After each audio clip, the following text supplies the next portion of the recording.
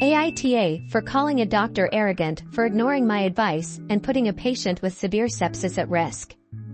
I'm a pharmacist working in a busy hospital, and part of my job is to collaborate with doctors on medication management. Yesterday, we had a patient come in with severe sepsis.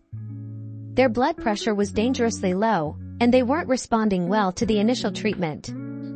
I reviewed the chart and suggested an alternative antibiotic and a vasopressor based on the patient's lab results, comorbidities, and renal function. It was clear to me that the current treatment wasn't adequate, and delaying the change could be life-threatening. When I approached the attending physician with my recommendation, he immediately brushed me off, saying something like, "I've been a doctor for 15 years. I think I know how to treat sepsis." I calmly explained my reasoning, but he refused to even consider it, insisting his treatment plan was fine. At that point, I told him he was being arrogant and that his refusal to listen was putting the patient's life at risk. This turned into a full-blown argument in the middle of the nurse's station, with him accusing me of overstepping my role and me firing back that ignoring evidence-based recommendations was reckless.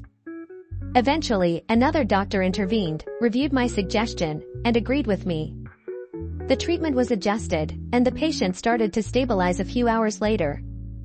However, the attending was furious and reported me to my supervisor for being unprofessional and disrespectful. Now, my supervisor is saying I could have handled the situation more tactfully, and some of my coworkers think I was out of line for escalating the situation. But I feel like I was advocating for the patient and doing my job. If I hadn't spoken up, things could have ended badly. AITA for calling the doctor out and standing my ground, even if it caused a scene? Or should I have found a different way to address the situation?